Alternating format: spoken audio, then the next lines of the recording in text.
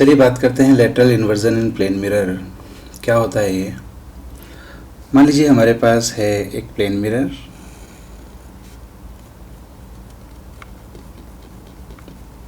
और इससे कुछ डिस्टेंस पर एक ऑब्जेक्ट रखा हुआ है। कुछ इस तरह का ये ऑब्जेक्ट है। इस ऑब्जेक्ट पर मैं कुछ पॉइंट्स मान लेता हूँ for convenience. Point number 1, 2, 3 and 4। अब इसकी जब इमेज बनेगी इस मिरर में, तो हम जानते हैं किसी पॉइंट ऑब्जेक्ट की इमेज उसके ठीक सामने सेम डिस्टेंस पर बन जाती है। तो इस 1 की इमेज इतनी ही डिस्टेंस पर यहाँ सामने कहीं बन जाएगी 1। 2 की इमेज जितनी डिस्टेंस पर ये 2 है उतनी डिस्टेंस पर इस तरफ बन जाएगी, यहाँ पर कहीं पर 2 की इमेज। 4 की इमेज यहाँ आ जाएगी और 3 की इमेज आ जाएगी यहाँ पर। इसी तरह से इसके हर पॉइंट की इमेज उस पॉइंट से के ठीक सामने बन जाएगी और इस ऑब्जेक्ट की कुछ ऐसी सी इमेज हमें यहाँ पर मिरर में दिखाई देगी। तो यहाँ पर हम एक बात पर ध्यान दे सकते हैं कि आप देख सकते हैं कि ये जो इस ऑब्जेक्ट में जो लेफ़्ट पर पार्ट है वो इस इमेज में राइट में चला गया है और जो राइट वाला पार्ट था वो लेफ़्ट में आ गया है। तो लेफ़्ट राइट में चेंज हो गया है और राइट लेफ़्ट में चेंज हो गया है। ये जो चेंज है इसको हम कहते हैं लेटरल इन्वर्जन। तो प्लेन मिरर में किसी भी ऑब्जेक्ट की जब इमेज बनती है तो उसका लेटरल इन्वर्जन हो जाता है। So image in a plane mirror is laterally inverted. ठीक है ना, वो लेटरली इन्वर्टेड हो जाती है। अब इस बात पर कुछ क्वेश्चंस बन जाते हैं। जैसे कई बार हमसे पूछ लिया जाता है कि अल्फ़ाबेट्स कौन कौन से हैं जो लेटरली इन्वर्ट होने पर भी वैसे ही नज़र आते हैं, या यूँ कहें कि जिनका लेटरल इन्वर्जन होता ही नहीं है।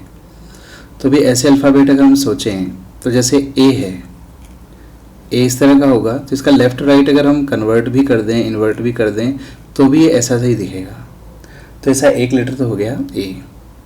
बी, सी, डी, ई, एफ, जी, एच।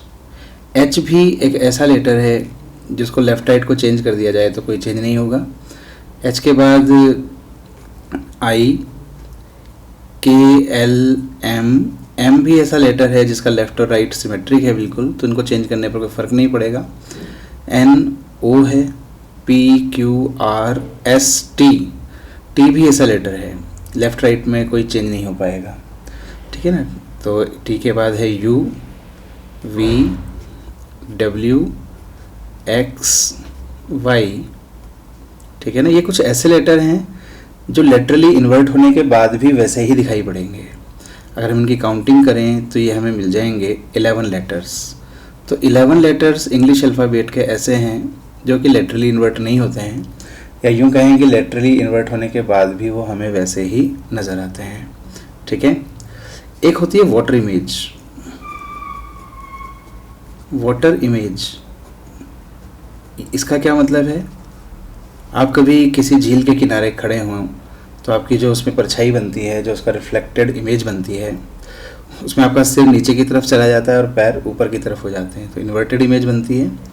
यानी कि अगर हम मिरर को हॉरिजॉन्टली रख दें, इस तरह से मिरर को रख दें और इसके ऊपर एक ऑब्जेक्ट यूँ रखें तो इसकी इमेज इस तरह से बन जाएगी। ठीक है ना। तो वर्टिकली इन्वर्टेड हो जाएगी ये, तो इसको हम बोलते हैं वाटर इमेज। तो ऐसे कौन से इंग्लिश के लेटर्स होंगे जिनकी वाटर इमेज उन्हीं के जैसी होगी, यानी कि उसमें कोई कन्वर्जन नहीं आएगा। जैसे ए है, तो अगर हम ए की इमेज बनाएं तो भी ये ऊपरी हिस्सा नीचे चला जाएगा, तो भी ये चेंज हो गया, ये अनचेंज नहीं रहा। तो जब वाटर इमेज की बात करेंगे तो ए भी चेंज हो जाएगा, जबकि इस इमेज में ए चेंज नहीं हुआ था। तो वाटर इमेज में ए ऐसा अल्फ़ाबेट नहीं होगा जिसमें कोई चेंज नहीं हो। तो अगर हम ऐसे अल्फ़ाबेट्स को ढूंढें जो अनचेंज रहें इस इन्वर्जन के बावजूद भी, तो वो कौन कौन से हो जाएंगे? जैसे हम ध्यान दे सकते हैं, बी है जो, ये उल्टा होने पर भी वैसा ही नज़र आएगा बी। सी है, ये भी वैसा ही नज़र आएगा। डी भी वैसा ही दिखेगा। ई में भी कोई चेंज नहीं होगा। एफ में चेंज हो जाएगा, एफ, जी, एच, एच में कोई चेंज नहीं हो पाएगा, आई को भी उल्टा करेंगे तो वैसा का वैसा ही दिखेगा। इसके बाद है जे के एल एम एन ओ, ओ में भी कोई चेंज नहीं होगा, P Q R S T U V W x, x में भी कोई चेंज नहीं आएगा, वाई जेड सब चेंज हो जाएंगे। बस ये लेटर्स ऐसे होंगे जो अनचेंज रहेंगे। तो इनकी काउंटिंग अगर करें तो ऐसे 9 लेटर्स होंगे जिनकी वाटर इमेज उन्हीं के जैसी होगी, कोई चेंज नहीं होगा। ठीक है। लेटरल इन्वर्जन से रिलेटेड एक स्पेशल प्रॉब्लम बनती है जिसको हम बोलते हैं क्लॉक प्रॉब्लम। उसको भी सीखते हैं कि उसको कैसे सॉल्व किया जाता है और वो क्या होती है क्लॉक प्रॉब्लम। मान लीजिए कि हमारे पास है एक क्लॉक और इस क्लॉक में निशान तो बने हैं मगर डिजिट्स नहीं लिखे हैं। इस तरह से, इस तरह की एक क्लॉक है हमारे पास।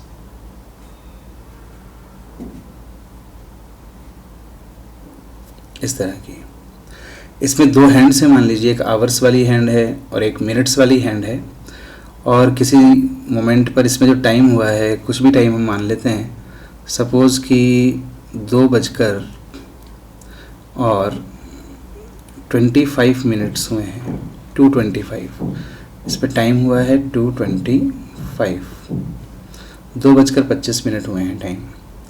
अब हम क्या करते हैं, इस क्लॉक को एक मिरर के सामने रखते हैं। मिरर इसकी इमेज बना देता है,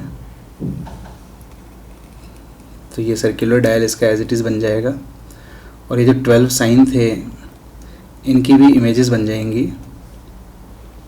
इस तरह से हमने ऐसा माना था कि इस पर डिजिट्स नहीं लिखे हुए हैं तो उन डिजिट्स की इमेज नहीं बनेगी, सिर्फ साइन थे, तो ये बिल्कुल सिमेट्रिक इमेजेस की इस तरह से बन जाएगी।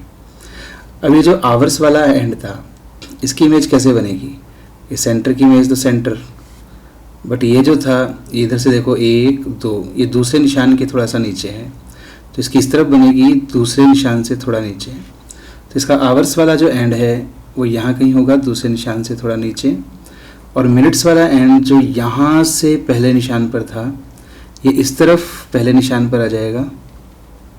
इस तरह से ये मिनट्स वाला एंड बन जाएगा।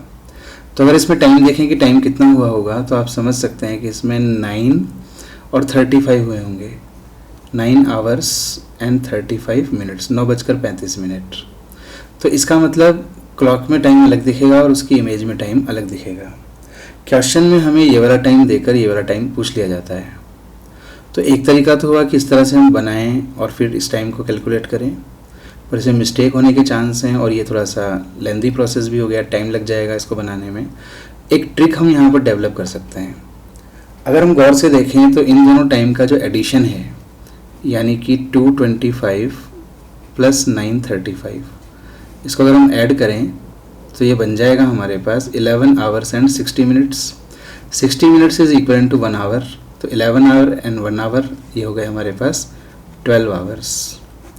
तो इसकी टाइम और इसकी टाइमिंग का जो सम है वो 12 आवर्स है। इसका मतलब अगर हम 12 आवर्स में से इस टाइम को माइनस कर देंगे तो जो बचा हुआ टाइम हो जाएगा वही हमारा इमेज का टाइम होगा। तो हमें एक तरीका मिल गया कि क्लॉक में जो भी टाइम हुआ है उसको 12 आवर्स में से माइनस कर दें। जैसे मान लीजिए आपसे कहा जाता है कि एक क्लॉक है और उसमें टाइम हुआ है 9:45 एंड 28 सेकेंड्स, ये टाइम हुआ है क्लॉक में।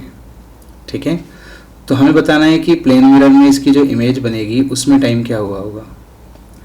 तो उसके लिए मैंने आपको तरीका बताया कि इस गिवन टाइम को हम 12 आवर्स में से माइनस करेंगे। 12 आवर्स का मतलब 12 आवर्स 0 मिनट्स एंड 0 सेकेंड्स।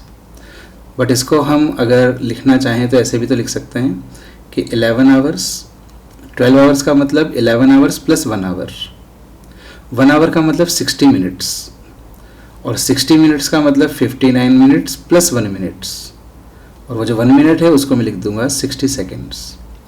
तो इस 12 आवर्स के टाइम ड्यूरेशन को हम 11 आवर्स 59 मिनट्स एंड 60 सेकेंड्स भी कह सकते हैं।